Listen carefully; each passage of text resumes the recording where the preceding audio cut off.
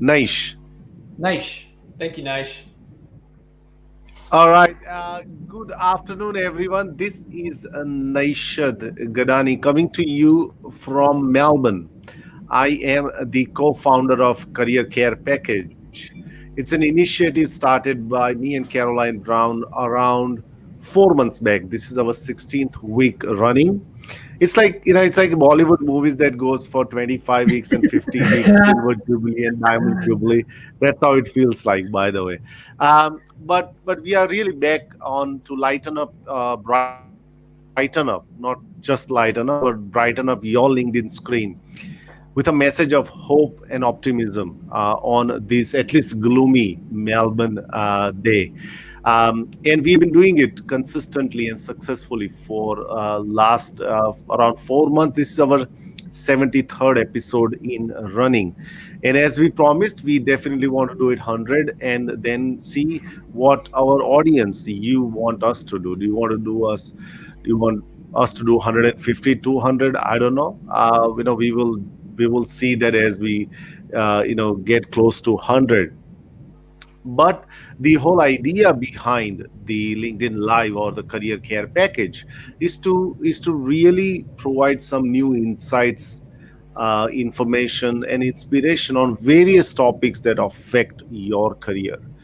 We have spoken about job search to networking to entrepreneurship to emotional intelligence to strength. We also spoke about future of work and artificial intelligence and everything in between. Today, we are going to touch upon a very different topic, a topic that we believe that it has got a greater impact on our career and our life, but it's not mostly talked about. And that's what we wanted to ask Jon Hollenberg, who is the founder of 5 by 5 Web Design. And we will dwell into that topic very soon. But I also wanted to sort of give all of you a bit of context around today's topic. It is ironic that in India, we celebrated a day what we call Guru Purnima, which effectively means that we celebrate the contribution of gurus or people who helped us in our life, and we celebrate a day after them. And it was my dad who told me, in our weekly, chat that, oh, Nishad, you should call and do something about it. And I just find it very ironic that we are talking about this particular topic on LinkedIn Live today. So my LinkedIn post today was, sort of thank you, my gratitude to three mentors who, informally and formally gave me the confidence and the insights required to do what I do right now. So Alan Gattenby, who originally started to mentor me back in 2009-10, then I had pleasure of Andrew Perry, who was my formal mentor through CDAA, and Caroline Brown, who is the co-founder, but also a mentor and also a great sounding board. So I want to thank and express my gratitude to all these mentors who have made a significant impact on my career. At the same time, before I hand over mic to Caroline, if you have got a mentor that has helped you in your career, business, or life, please make sure you tag them here or just name them here, because I think it is incredibly important for us to articulate our gratitude to these amazing people. So before we get John online, Caroline. Thanks, Nash. I've just got one complaint about your post. I was at number 1. I was listed number 3. So that's okay. No, I'm very honoured because I guess we do bounce ideas off each other all the time. So today's going to be really exciting because when I was writing a blog post about meeting you, John, I was thinking, when in my life could have I used a mentor? And it was when I was thinking about leaving the corporate world and starting out on my own about 15 years ago. And I thought, well, what stopped me at that point? And I realized it was imposter syndrome. It was that I didn't think that I was going to go places that a mentor could take me. So I didn't think that I should reach out to anybody because I didn't have anything to offer. Now, the irony of that is that that's exactly the time that you need a good coach, you need a good mentor. So thank you so much for joining us. Going to be talking, I guess, also at this time, particularly in Victoria, where we're experiencing another lockdown and the sort of wave of an ebb and flow of optimism that happens when this sort of stuff happens. So I think it's really important at this time that we're talking about things that can actually be a really positive influence in your career and life. So, Jon, thanks for joining us. And I guess a great place might be to start would be for you to tell people about what you do, and then we'll dig into how mentors have helped you. I'd love to. Thank you for having me. So a little background on 5x5. So we're actually up here in the sunny Gold Coast today, and I grew up in Melbourne. That's my old stomping ground. I started life down there as a 16-year-old, knocking up websites for family and friends in my bedroom, and was really interested in design and pulling computers apart and doing programming and all this sort of stuff. And then I went on to study a Bachelor of Multimedia there at Monash University out in Berwick, out amongst the cows. And well, back then it was cow paddocks, now it's all houses. Basically, it took me about 6 months to actually find a job. So I graduated back in 2001. That makes me sound very old. But it was quite difficult to find a job in digital back then. I got very sort of demoralized, and it wasn't until a guy called Nick Marvin, who is a very successful businessman in his own right. He had a small digital agency there in Melbourne, and sort of inner city Melbourne, and he gave me an opportunity, and that really changed my life. So now, a whole bunch of stuff happened between now and then, sort of me being an employee, but I'd always had a passion for business, and it was a very small business where I was sort of wearing many different hats. And now we've been operating for almost 15 years. I lead a team of 28 people. So we're a team of designers and developers and copywriters and SEO experts. Work with some amazing clients, and am every day challenged, but still having lots of fun along the way. So how have mentors helped you along the way? It sounds like the first guy that gave you an opportunity was a bit of a mentor to you. Spot on. Yeah, so he went on to be the CEO of the Perth Wildcats over there in WA. And he led them for 10 years and built a very profitable and successful franchise over there. And really, I guess he was probably quite young back then. So I was obviously in my early 20s, and he was probably in his early 30s and finding his way. And what he did, though, so my first day on the job, literally rocked up in my shirt and my tie. And he said, all right, you're going to go out, and I've got these people that are interested in a website, and you're going to go sell them a website. So I didn't know a lot about sales back then. I didn't know a lot about websites back then either, really. But I drove out and sort of fumbled my way through it and managed to extract a bit of a brief from them. And they came on board as a client. So probably the most scariest moment of my life. But really, he saw the potential that, I could do it. And then from that, it just, a seed was planted, and the rest is history. So, yeah. Wow. So, in terms of, because, a lot of people also, have got coaches, and a lot of people have got mentors, right?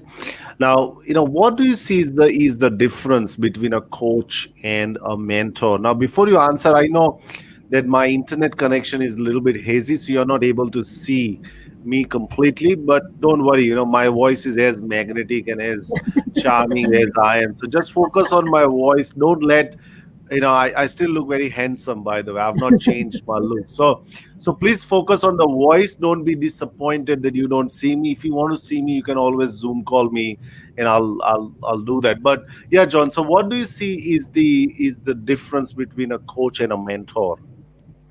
It's a really good question, and Caroline, I think you sort of touched on it before. So you removed yourself from the corporate world, and it was sort of that imposter syndrome. I think a good mentor actually shows you the brightness of the future and what is possible. Well, that's always what mentors have done for me. So they've always been, 3 or 4 steps along. And the mentors that I have in my life are very much still in those positions. So, they've got 8-figure businesses and all that sort of stuff. So really, how I view mentors is they set the tone and the long-term vision in terms of, what can be physically achieved. And then what a coach does, and this is the sort of key difference between the two, is the coach is very results driven. So they're working in much more of a condensed, shorter time frame. And for me, my coach is all about accountability. So the mentor sets the tone, and then the coach makes sure that I'm doing my homework and I'm doing the hard yards and the reps and all that sort of stuff. So you have both a coach. Oh, you go, Nesh. Sorry, so it's like, in our family, I think my dad was my coach and my mom was my mentor, because my dad would usually say, Venza, how much did you get in your maths and how much did you get in your science? And my mom would say, don't worry about it, let this pass and everything. So that's how that's how I was thinking. Yes, KB, you were asking a question. Sorry. It's interesting. So I guess, your coach is there for a specific goal, whereas your mentor can help you see that goal in context of the bigger picture and has perhaps a bigger vision for you. Would that be a key difference? Yeah. So I work with the business coaching group, and we've actually got it's sort of like a coaching / mentoring, a bit of a hybrid approach, where we work in these 4 monthly sprints. So they're with like 10 other business owners. We all get together for 2 days every 4 months. We have a deep dive into each other's business. So the person leading that is a guy called Dr. David Dugan. He basically sort of facilitates the group of the other business owners, where you sit in the hot seat and we dissect each other's businesses. And really his role is to sort of mentor us and sort of, guide the discussion, set the tone for where we're heading. So he's sort of thinking like 4 or 5 moves ahead and, saying, John, you are capable of so much more. You may not realize it right now, but this is the vision that I see for you. But, in a really clever way, he gets you to make that realization. And then really what the other business owners are doing are sort of coaching us on a weekly basis. So we have our weekly accountability calls, and we make sure that, each of us stay accountable. It's a very frank and honest zone, in the fact that if you show up and you haven't done your work, or you're making excuses, then you'll be called on those excuses. So that's really what you want from a good coach, is they'll hold you account.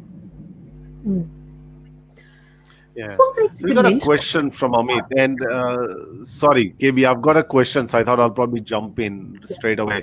But if you, as I said in the beginning, if you want to just write in your comments who really has a great impact on you as a mentor, please do mention their name or tag them here. Before we get to KB's question, there is a question from Amit. Is that one person might have multiple mentors? And does it generate any conflict between who do I listen to and how do I manage that? Or what are your recommendations? Should I have 1 or 2 mentors or 3 mentors, or mentors for different things like health? Could be for business, could be for career, could be for mindset, or just too many hands in the pie too. So what are your take on that? Well, my first and original mentors were my parents, probably more specifically my father, right? So I sort of see him as almost my spiritual mentor, right? So he's sort of guiding me down the spiritual path and making sure that I stay true to myself. And then I've got people like, the business coach that I was just talking about, who's more focused in and around business. And then I've got different fitness groups that I'm involved in, and I go and train with all these young 20-something-year-old young people with 6-packs and 8-packs, and they sort of, pull the almost 40-something-year-old guy along. So I'm always trying to surround myself with people that are a lot higher, because ultimately it's sort of that environment dictates that performance. So 100%, you just go and cherry pick the different areas of life that you feel you need, guidance and support in, and ultimately that's what I've done. And how have you found them? So, in terms, like, I know there's sort of formal business mentorship programs, and then there's informal relationships. So, yeah, because I was reading a while back, I don't know, a blog post, but it was about, don't actually ask somebody to be your mentor, because that can be an overwhelming thing, but just ask them some specific questions, and then you evolve that relationship by, going back and telling them maybe how you've applied that advice. So have you actually gone and sought out a mentor, and if so, what have you actually said to get them? Yeah. I'll tell you a little story. So this is when I was still living down there in Melbourne, and I think I just graduated from university and just started in my new role, and went to like a community meetup, and the person presenting there was a guy called David Trewone, who owned a digital agency there in Melbourne called DT Design. And he did this amazing presentation, and I was just like, I just left the room just like blown away. And I just followed him, like just literally just, subscribing to his emails and following on. Well, there wasn't really social media back then, but, just sort of cyber stalking him. Fast forward 12 years on, I actually went and published a book, and the book's called Love at First Sight: How to Build the Website of Your Dreams. So then what I did was actually, out of the blue, just randomly sent him a copy of my book with a handwritten note saying that the presentation that he gave 12 years ago fundamentally changed my life, and you've been someone who's impacted me ever since. A couple of weeks went by and I didn't hear anything back, and then he sent me this just amazing note and gave me a little shout out on Facebook and all this sort of stuff. And he was very successful in his own right. He had a 8-figure plus business and exited for multiples and all this sort of stuff. So he had achieved a lot of success. And then from that, because I'd sort of broken the ice and I'd done something that probably not a lot of people do, which is like send a handwritten note. I was then able just to say, hey, mate, would you mind if we just grab a coffee? And can I just ask a couple of questions? And then from that, I then, waited maybe another couple of months or whatever. And then I said, oh, can we catch up again? Can I buy you another coffee? Just want 15 minutes of your time. And then I asked him a few more questions. And then since then, I was able to sort of build a bit of a friendship. I probably haven't been as proactive in the last few years in terms of doing that. But that's just an example of a really simple way you can reach out and get access to some amazing, smart people. And I think it's really, really important how you frame it. If you go into there and you say, will you be my mentor? It can be a bit icky. It can just be a bit weird. Whereas if you're very respectful of people's time, you literally say, can I just buy you a cup of coffee? Can I make you a cup of tea? 15 minutes is all I want. I just want to ask you a few questions. No one's going to say no to that. And it's just a really simple way to do it. You just ease into that relationship. It's just like dating. If you come across too strong, then, you're going to run away and get scared off. That great thing about asking people to marry you on the first date. Spot on. Yeah. Yep. There's a guy from Anthill that I can't remember his name now. James Tuckman. James Tuckman, that's right. Yeah. Talking about networking or sales, and don't go for the big question first up. So. That's right. Not going for the pash. That's right. Hold the hand first. I think one of the thing, I think one of the thing is the difficult is asking. I think there might be hesitations around what if the other person says no, right? Or I'm too small. I think alluding to what Caroline started with the imposter syndrome, that I'm just a too small person against this person who's highly successful, at least in my in my view, and then asking him or her to be on our part is something I think we also have to kind of get rid of our inhibitions before we even frame that question, isn't it, John? Yep, spot on. And I guess, me coming from a bit of a sales background, you have to get over rejection very quick. And, I sort of try and teach my kids this is like, what's the worst that happens? They say no, and that's it, So you may as well ask. Yeah. Because here's the funny thing, no one asks. Like, yeah, exactly. I've been in business for 15 years, and like no one has asked me for a cup of coffee and asked like how have I achieved what I've achieved today. So yeah, because it's a flattering question, isn't it? It's like, I recognize that you've got, like you did with your guy, I recognize you've got this amazing expertise. I remember you from 10 years ago. It had such a profound impact. People, when it's genuine, who wouldn't be? You people do get flattered by the fact that, yes, and they feel good. The mentor feels good as well. So 100%. I was just going to say, I was curious about, is there any one big thing that you've got from, like, one absolute pearl of wisdom or advice that you've got from a mentor that really stands out for you? Oh, so many over the years. I honestly just, I think it's just about thinking bigger. Like most people in life just do not think big enough. And every day I am guilty of this. I wake up and I'm like, yeah, I'm comfortable. I very much get in my comfort zone. It's like, I don't need to push myself. But then, it's the mentors that really, really pull you along and keep you accountable to yourself, that you have a duty, a responsibility to this world to share your magic and to empower other people around you and to inspire and all this sort of stuff. So that's sort of what gets me excited, and that's what I've really learned and gleaned from my mentors in my life. Yeah, fantastic.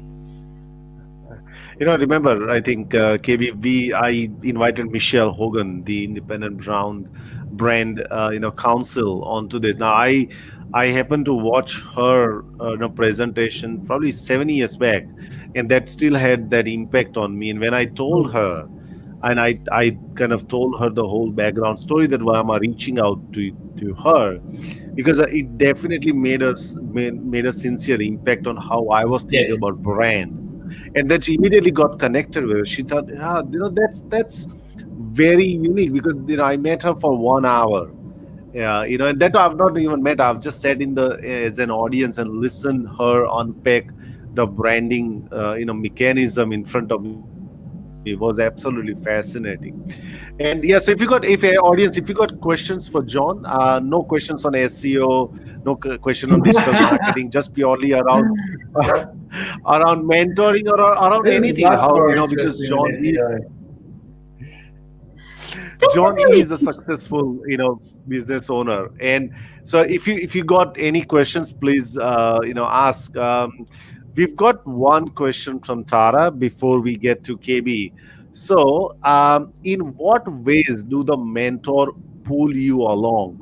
Do you always go back and discuss the things you have implemented with them? Because that's a very important thing, right? Because if I'm telling somebody to do something, right, and they say yeah, all right, and you don't value that, then there will be a break in their relationship, isn't it? Yes. Yeah, there needs to be, assuming it's the right advice, there needs to be radical, decisive action taken. Otherwise, it quickly will get boring for the mentor. Because if you keep presenting the same problems and issues and challenges every time you catch up for a coffee, they're like, this guy's not listening to me. I'm giving him the solutions. I'm giving him the shortcuts.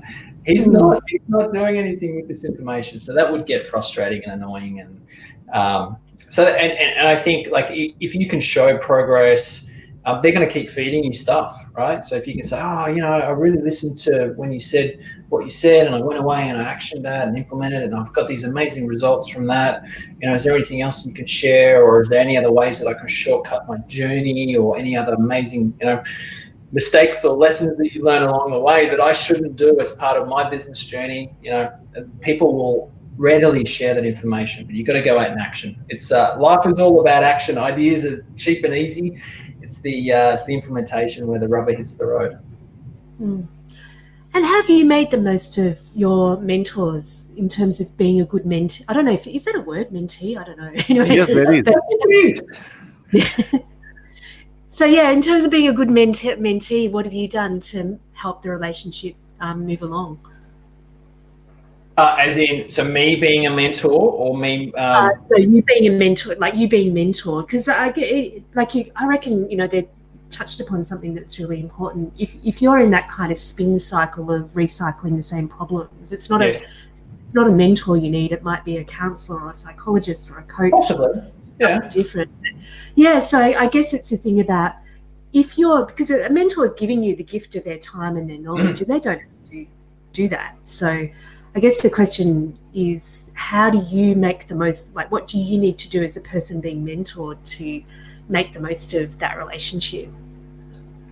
I think because the time is so precious, you need to be very prepared. So with these coffee meetings, like I would go and research to the nth degree and scan the internet for every skerrick of information. So I could walk in there and just like ask really, really thoughtful questions. And then also the flip side of that is also adding value. So it's not a one-sided relationship. So me as the person being mentored, I'm going to try and add value where I can, whether it's through connections, whether it's through presenting opportunities, or whether it's just like a really simple gift or a handwritten thank you card or something like that. So that's another really key point, is just to try and add value where you can. And also get the bill. Make sure you always get the bill. You're paying for the exactly. You know what? People have asked, I know Nash gets it and I get it all the time, is people want to catch up for a coffee. And there's been a number of times where I've bought the coffee. Yeah. There you go. I'm like, really? How's this working? That's right. Yeah. And also, that idea around seeking advice. So many people ask for advice or ask for help. And the number of times, like I always remember the people that A, say thank you, and B, actually tell me what they've done with that advice, because so many people don't, which I find bizarre. It's like, somebody's taking the time to answer an email, answer a call, have a coffee, pay for a coffee. That's the bare minimum of getting back to people. But anyway, that's my rant. That's my decision. Well, they're all Zoom coffees now for the moment. So exactly. Yeah. And the question from Tara is, do you know if mentors also have mentors? Because that's equally, I think, intriguing question, right? Because I think we are all kind of learning. So have you seen your mentors also talk about their mentors? 100%, yeah. So it's all about being a leading learner, that you are always on the front foot. If you are the smartest person in the room, you are in the wrong room. You always want to be surrounded by people that are 3 or 4 levels above you, because that's ultimately what's going to pull you along. So yeah, 100%. Another quick question: how do you remove your ego from the relationship? Because I know a lot of us like to be right and like to be good, and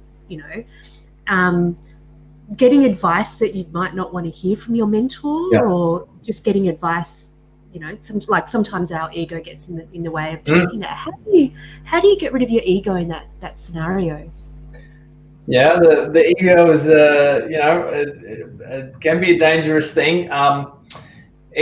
There's some of the biggest breakthroughs, I think, where so in that coaching environment that I was telling you about, when you physically sit in the hot seat and you're surrounded by 10 other business owners, and if you get someone who just says something and it really just cuts to you, and you're like, you don't know me and what I'm going through and all this sort of stuff, but then you might stew on it for a couple of days, and the good thing about these sessions, they're all filmed, so you can actually watch your body language and how you react.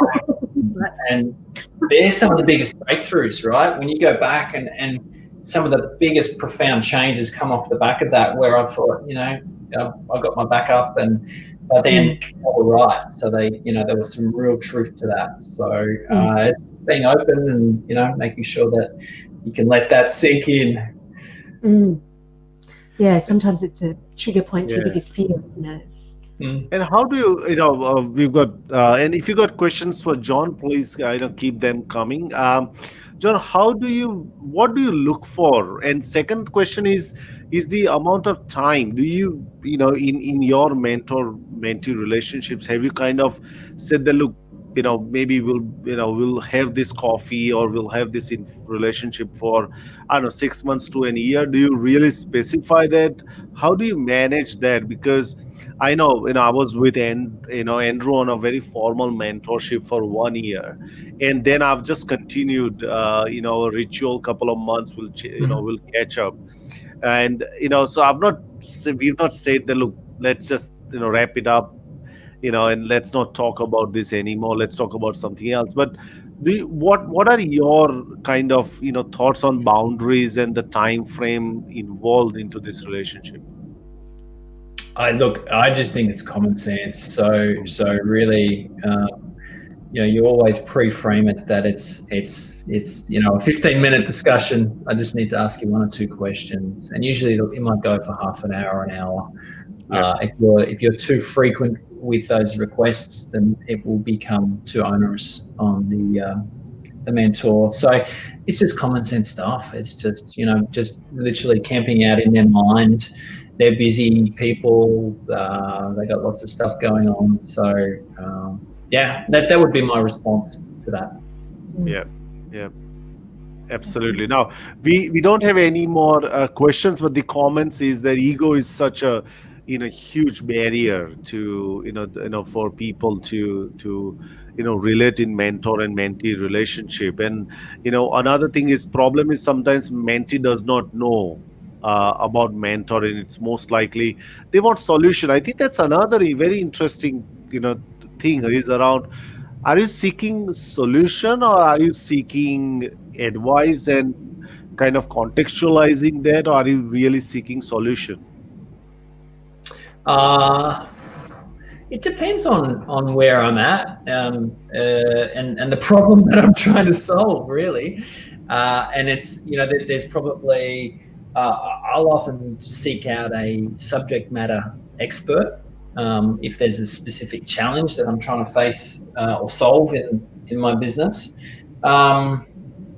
Really, like how I've evolved, and this is actually a good little reminder for me. I probably need to go out and seek a few more mentors, because maybe I've become a little bit complacent. I am sort of the mentor, especially in my business now. So I'm really trying to build our leadership group, and that's where I get a great amount of satisfaction now. Is like really seeing people grow and evolve and be amazing leaders in their own right. So that's sort of where the evolution has taken me. But yeah, I feel probably like another point that I'd make is mentorship doesn't always need to be formalized. So there's plenty of people out there that I admire and respect, and I've never met, but I've consumed every bit of their content and all that sort of stuff. So people can be mentors in your life, but maybe you've never met them, or you may not have access to them, all that sort of stuff. So that's just another sort of way of reframing that. I think also there can be like little moments of mentorship that you give people that you don't realize. Like the other day, I got a message in LinkedIn from a guy that had asked me for a bit of advice on his CV and to help with a recommendation. And I really struggled with what to write as a recommendation because I hadn't met him. But I said something along the lines of, if he applies himself to a job the same way he's applied himself to looking for a job, I'd recommend him. He's been really diligent. And I wrote it 10 years ago, and he popped back into my inbox and said, I just wanted to say thank you very much. He copied the recommendation, and he said that's made the biggest difference to me, and now I realize, the importance of paying it forward. So, there's Yes. these tiny, small moments that you have where, particularly if you're online or, you're in social media and you're contributing information, that you are Yes. a mentor without even realizing it. And I was thinking back about the time where I really could have used a good mentor, which again was leaving the corporate world. And one of the things that gave me a level of courage in doing it was my boss at the time said I was, I could actually write. And I was one of the few people in the organization that could actually write. So even that kind of tiny little gem of, Yes. praise that's unexpected is like, oh, okay. And, it's just, those things are really, really important, to really be sincere about what it is that you can say, or some gem that you can give about. A little comment like that can change someone's world. Just another point that I'd make, and I've done a lot of reflection on this as the leader in business, is how can I be the best mentor that I can be, and it's really comes down to what makes a good leader. And it's just how you physically show up, physically, mentally, emotionally show up every single day. It's like, how do you be a good parent? It's just like lead by example, and your kids will observe you doing amazing things, and they will also do amazing things. It's the same deal. That's how you become a great mentor. Fantastic. Excellent. All right, that brings us to the end. If you want to connect with Jon, follow him on LinkedIn, as well. And as he said, he hasn't had coffee so far in 15 years. Bring on the coffee. That is send him enough coffee request to keep him busy. For coffee. Sorry. Keep him busy for at least next few weeks. He can have a Zoom coffee and pick his ideas on that. Yeah. But look, Jon, thank you very much, for being available for this show, and you've been excellent, and sharing your insight, and more power to the work that you're doing. Awesome. Lovely to meet you both. Thank you, and keep spreading the good word, huh? Thank you. Thank you. All right. All right. Before we wrap up, yes. So please follow the hashtag Career Care Package. You'll get notification of shows coming up and shows that we've just recorded as well. Nash and I are in the middle of putting these shows on a YouTube channel, so you'll be able to watch them all, binge watch, in fact, which would be fantastic. Especially if you're locked up. So, and that's basically it for me. I'll put the link to sign up to the email list in the comments as well. And Jon, thank you very much for sharing your insight. Your book, what's it called? Love at First Sight. Yeah, it's called Love at First Sight. SITE. Great name. Yeah, if you can, it's actually on our website. If you Google 5 FIVEBYFIVE 5 by 5, you should find us. Fantastic. Excellent. Now, tomorrow we are going to talk about applicant terrorizing system, not applicant tracking system. We are going to talk about what really gets your resume shortlisted and screened. That artificial intelligence system that we guys make you scare. Tomorrow we are going to dismantle that whole topic with Olga. Fascinating. Absolutely. And she has done that enough times, and she's going to bring a lot of interesting ideas, and also examples of what really gets your resume shortlisted. So don't miss tomorrow's session, 3 p.m. Melbourne time, and I'll try to see if I can get my internet ready for so that I don't see hazy, and you don't have to just satisfy listening to my voice only. So until that, until next 23 hours, I'll see you later, everyone. Have a safe evening. Bye, everyone. Bye, everyone. Thanks, Jon. Thanks, Jon.